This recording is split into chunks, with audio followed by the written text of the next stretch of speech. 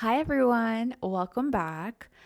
Today, I kind of just feel like diving right into things. The back end setup took so long. My mic wasn't working, and I just think it was just really irritating me. But I'm here now, and I'm ready to talk to you guys about a very important topic that has been on my mind this week, and honestly, for the last couple months, a lot, and that is finances.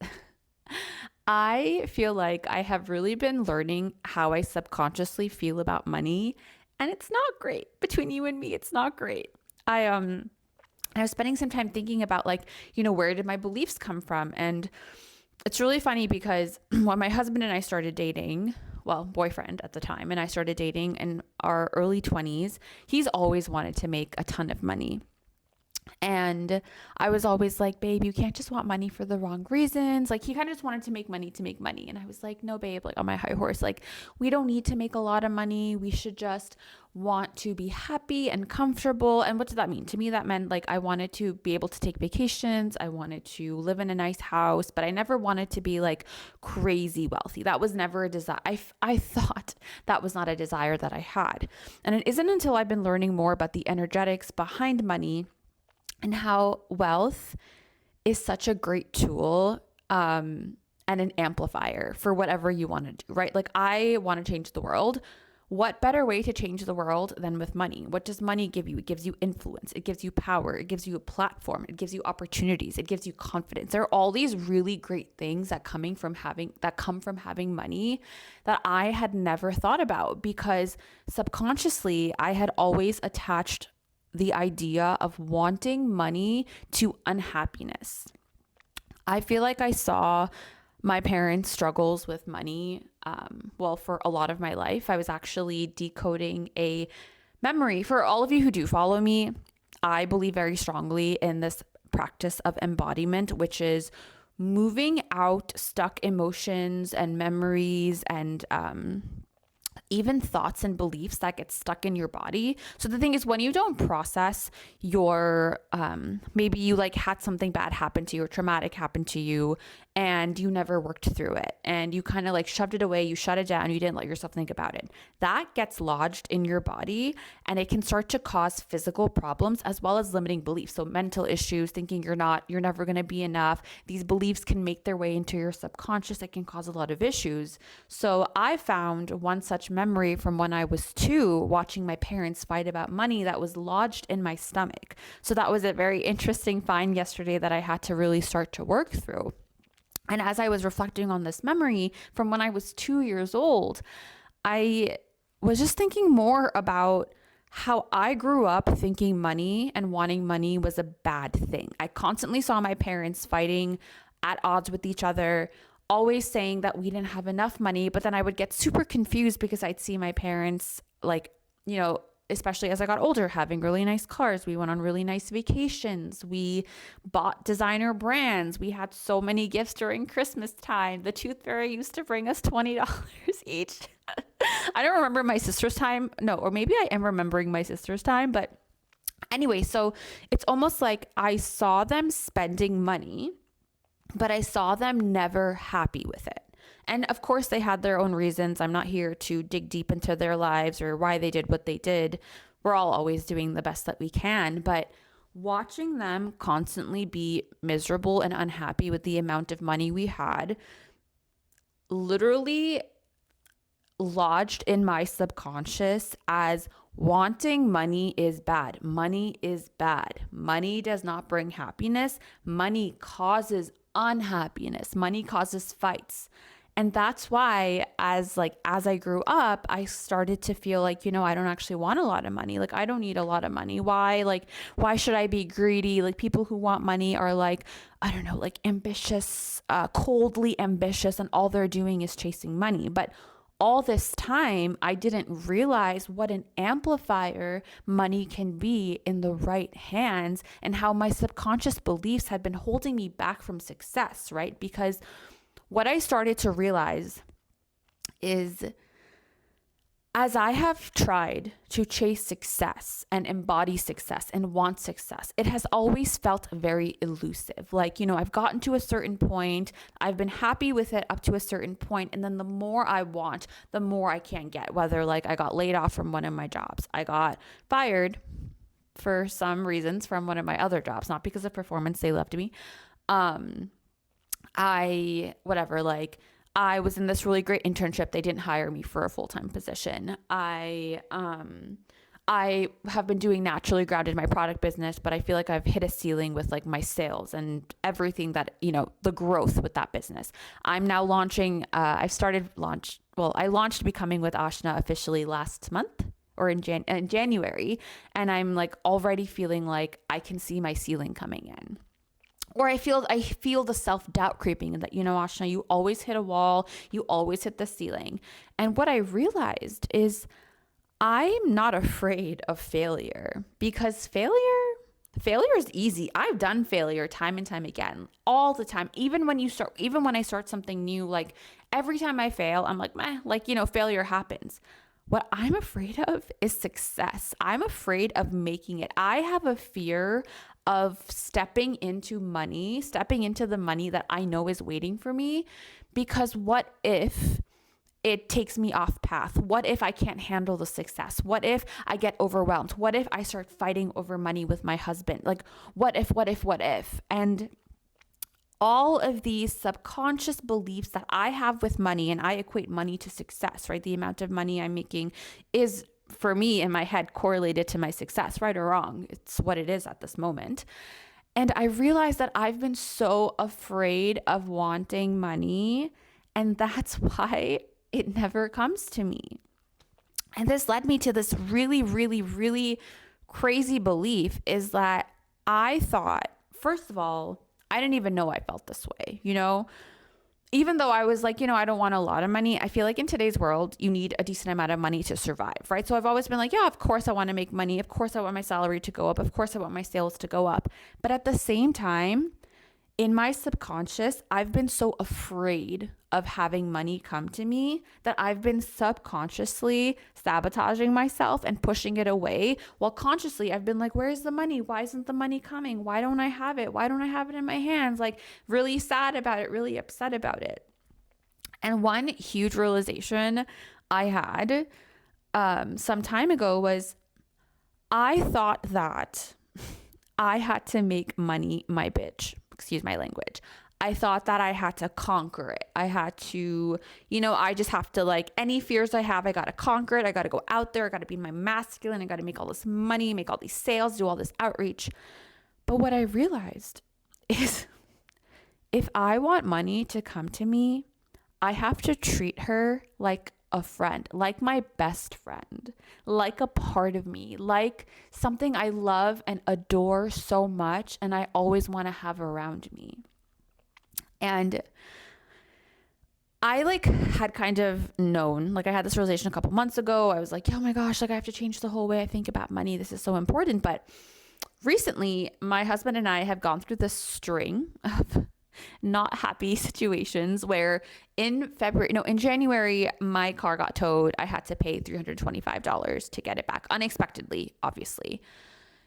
Last month in February, we had to take my doggo Belly to the emergency vet. She was okay, but she had to have an emergency procedure. It cost $900.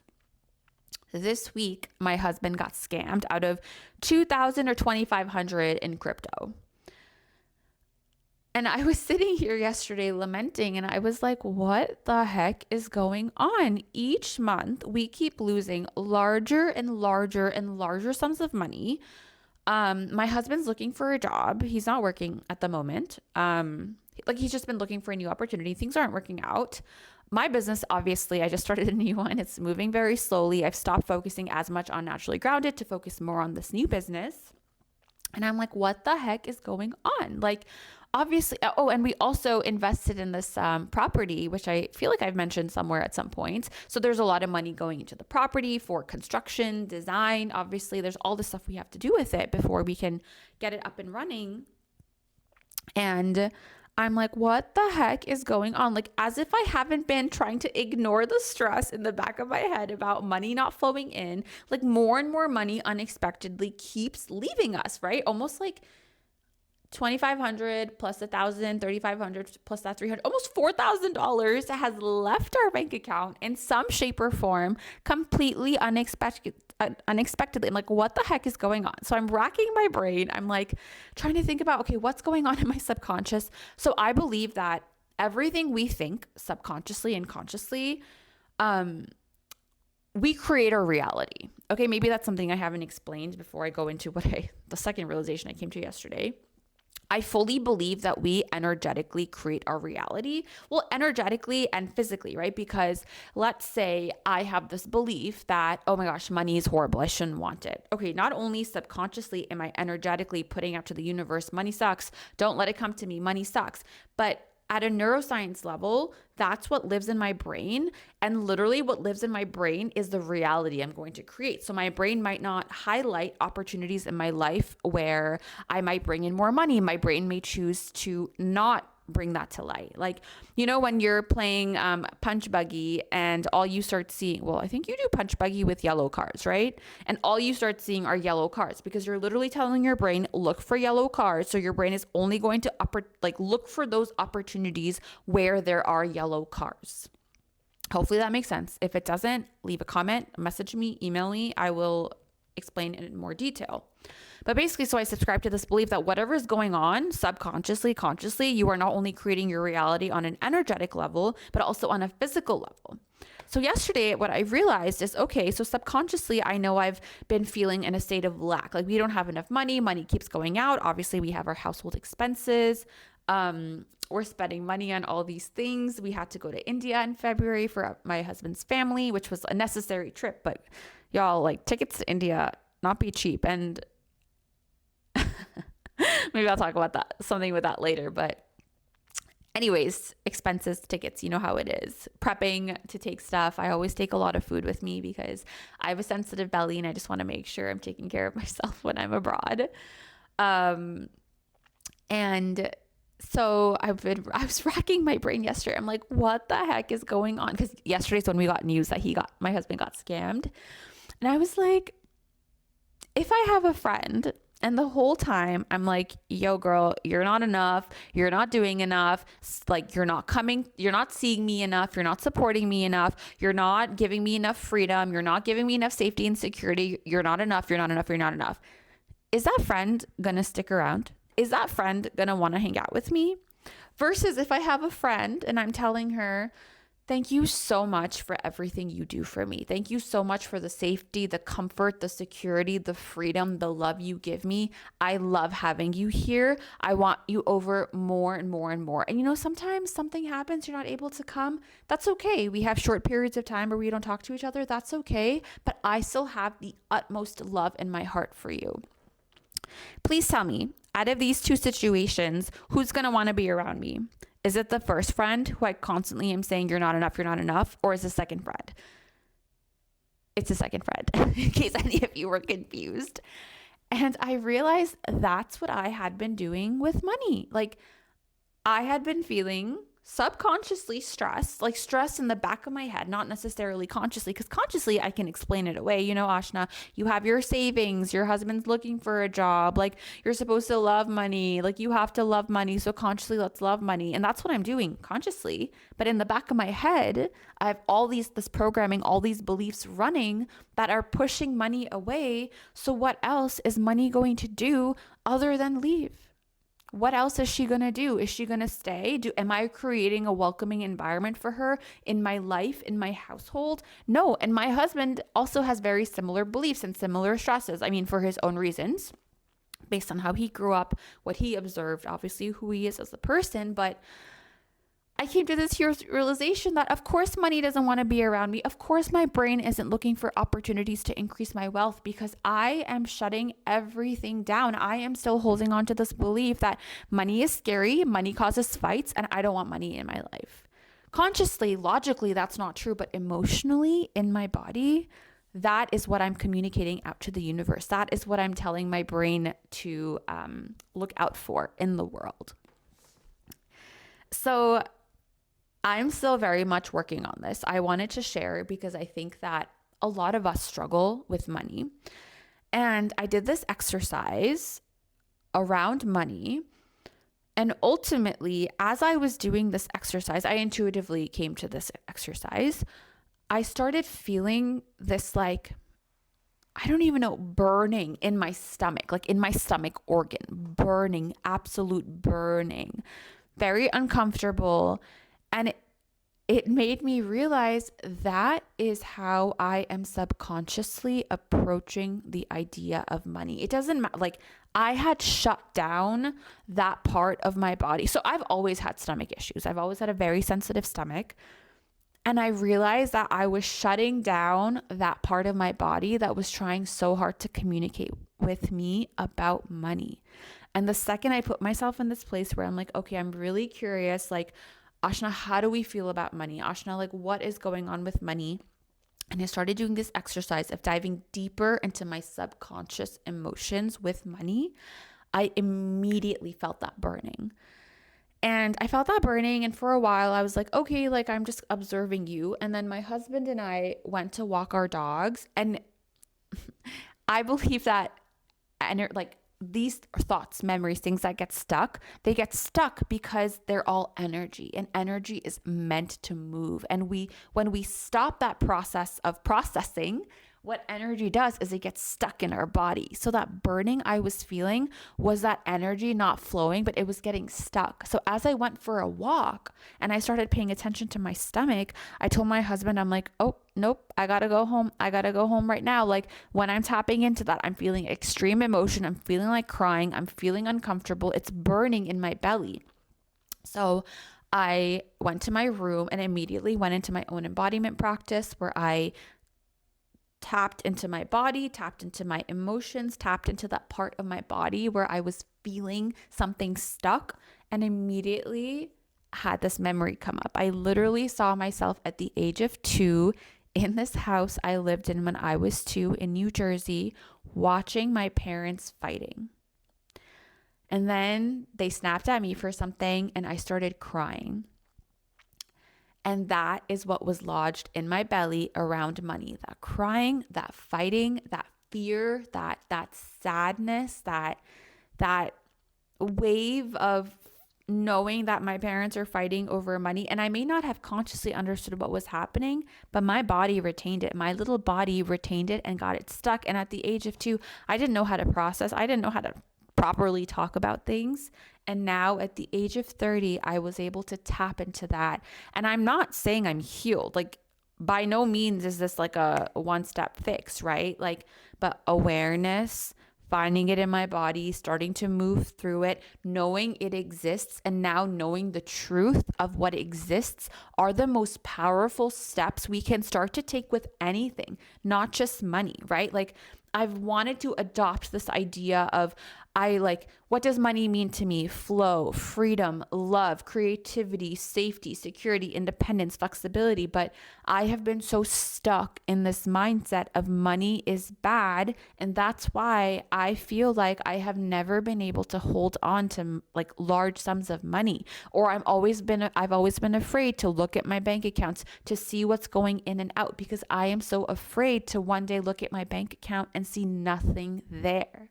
So in all these years, I have been avoiding money. I have been avoiding creating a relationship with money. I have been hating on her so much. So why would she want to come to me? The only way the universe knows how to communicate with us is by doing things that it knows will make us listen. What made me listen? Losing larger and larger and larger sums of money over the last couple of months, having all of these expenses pour out, not seeing something come in. That's what made me notice. When perceived negative things happen in our life, we're not taught this, but learning how to look at these negative things and take a step back, feel the emotions, cry, scream, rage, yell, whatever comes up, let it come up, and then take a step back and say, what is this teaching me? What is going on? I'm going to give you a little tidbit, a little trick. I've noticed that the universe talks to me in double negatives. For example, if I think I'm not special, right? Let's say I subconsciously believe I'm not special, but consciously I'm like, of course I'm special. Like, I'm the only me in this world. I'm so good at this. I'm so good at this. Yeah, there's probably a ton of other people who are good at the same thing, but whatever. I'm special. Of course I'm special. I'm unique. But subconsciously, I believe I'm not special. But consciously, I logic it away. The ego comes in, the brain comes in, right? Now, let's say everyone, like that's what I'm putting out there. Subconsciously, people are picking that up in my energy, and people start coming up to me and saying, you're not special. You're not special. First couple times, it's going to hurt me. I'm going to cry. I'm going to be really sad. I'm going to say, what do you mean I'm not special? By the fifth, sixth time, someone tells me I'm not special. I'm going to be like, fuck you. I'm so special. That is the way the universe wants you to work. Okay?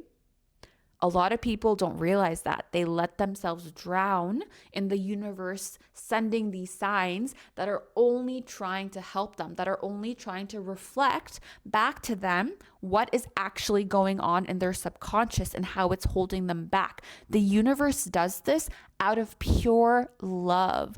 God, the energy around us, whatever you want to believe in, is always trying to show us what's actually going on. The reason we have reflections like this example I just gave you, people telling me I'm not special, is because the universe wants to hold you and hug you and love you into knowing and believing how special you are. But this is the only way it can get you to listen, by showing up in places that mean a lot to you. Because